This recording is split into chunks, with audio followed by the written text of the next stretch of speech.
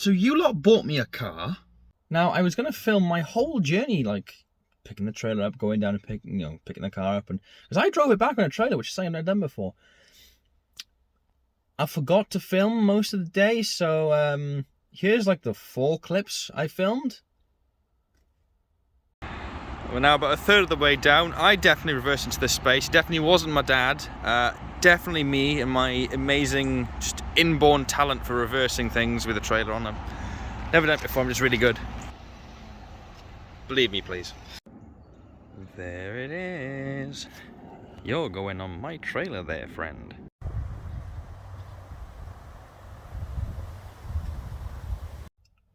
Yeah, so I still don't believe that this has happened.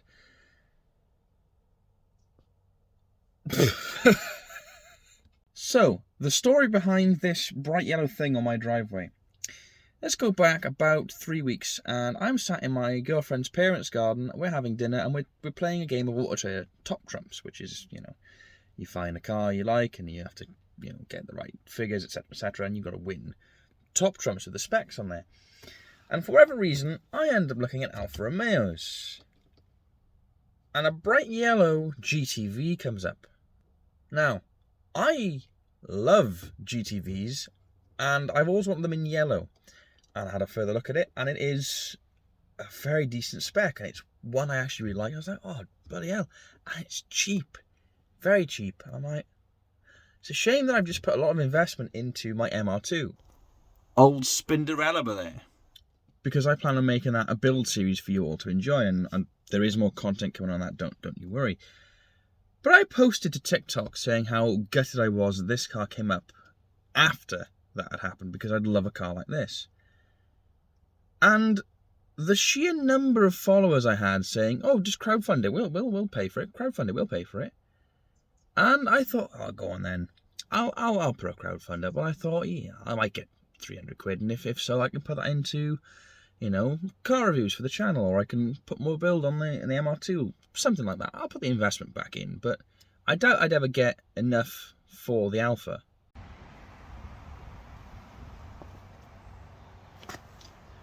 I was wrong on that one.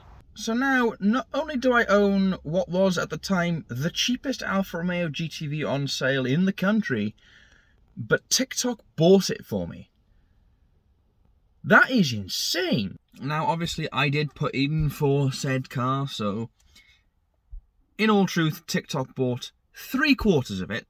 But even at that, thank you all. Any of you did donate, any of you supported and shared and all that, or offered to help and pick it up and repair it, etc., etc. All of you, thank you. You're absolute legends. So, without further ado, let me show you around the car that you guys bought. Now, it may come as no surprise to any of you, but what was the cheapest Alfa Romeo GTV on sale at the time of purchase has some issues. The front left is clunking very heavily every time I drive it. Now, according to MOT history, that would imply that might be a wheel bearing. So that's going to be fun to sort. The rear brake light is cracked in the middle as well. Now, there was supposed to be one that came with it, but it didn't. Oh well.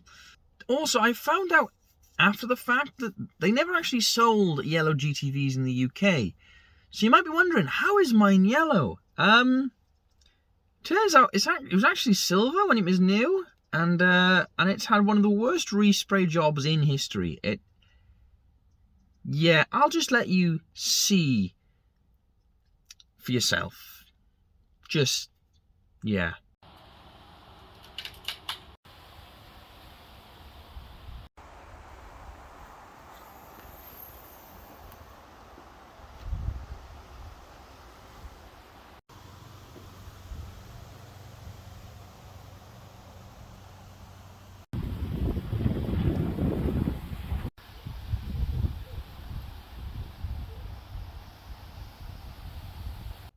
And it is an Alfa from 2003, so there's a tiny little bit of rust on the back. Not too bad, but just a little bit.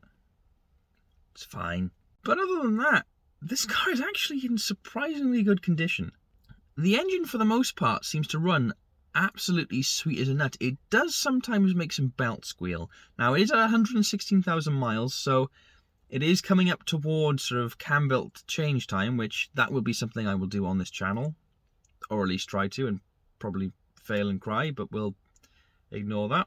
It's not like I have experience trying to change a cam belt on a twin spark engine and crying about it because I couldn't get it done.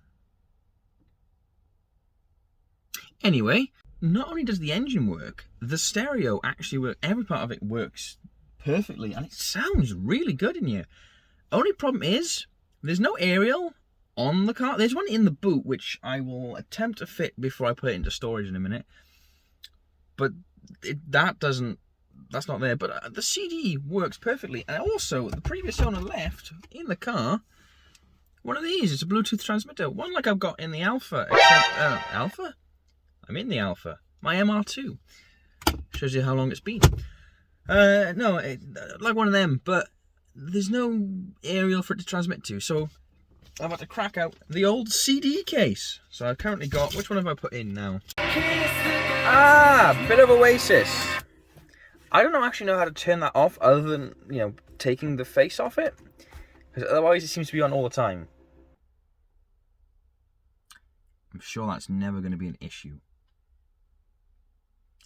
I already have one car that sometimes using with flat batteries, so we'll just hope for the best. But most importantly, what this does have, and it works perfectly, I've got climate control. And it works. It works fairly well. It works even better than my old Alfa. In fact, I think this is the first car I've ever bought with working air conditioning. The first one ever. So this is probably going to be a summer car as opposed to the MR2. Because turns out having a convertible in like direct hot sunshine, not as cool as you'd think. In fact, it's cooler to have the roof down in the snow than it is the sun. I'm not as big a fan of convertibles as you think I'd be for someone who owns a convertible. Now, the plan for this car is to do some light restoration, some very minor mods depending on, certain things and how they are, and to make it my daily, because the MR2 I want to turn into a full proper project which, I can give all my attention to in terms of modifications and all that sort of thing, because it's difficult to modify a car that you daily, because you have to take it off the road to modify it, and then you can't get to work the next day, which is complicated. Now, is this car perfect? Of course not. There's a lot of things wrong with it, The paintwork, for example, lots of trim is a bit... Ugh. But for me, this is a fairly perfect car. I know for a while there's things wrong with it, and I wouldn't dare try and pretend there wasn't. I know this is going to take a lot of work to get onto the road, and I won't pretend it won't. But you lot bought this for me. I was heavily bullied in school. No one liked me. I was incredibly unpopular. Everyone thought I was that weird kid. And that weird kid got complete strangers to buy them a car off the internet purely because they liked my content, my humour, my views on things. And that means a hell of a lot more to me than I could possibly explain, with words at least. So, thank you. Everyone who donated, everyone who showed words of support, everyone who shared things, everyone who offered to help pick it up and all that. Thank you.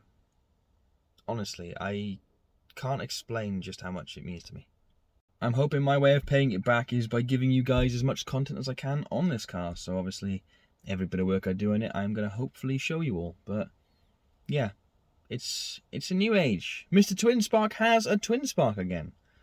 This time the 2-litre version, making 150 horsepower, which you'd think, ooh, that makes it powerful. It doesn't, because this car is surprisingly heavy. For context, it's not that much bigger than the MR2, and it weighs 1,400 kilograms, which is a lot for a car this size. If you want a perfect example of how small a car it is, that's all you get for a sun visor. That's not going to block anything out. Still, I think the second fastest car I've ever owned, though. So there is that. So yeah, that's the Alfa Romeo. I'm still astounded that this happened. And again, thank you all. Now it needs a name. I will let you all decide what name it gets, both on here and on TikTok. We'll run that simultaneously. And hopefully you guys can watch me restore this, and it'll come to a meet near you soon enough. Because I haven't had a meet in a very long time, and I do need to have another one. And now I have 2 cars that are semi-roadworthy to take there, so that will come. And then the last video I filmed of this deleted itself, apparently. So I'm going to finish it from my bedroom while I'm editing this.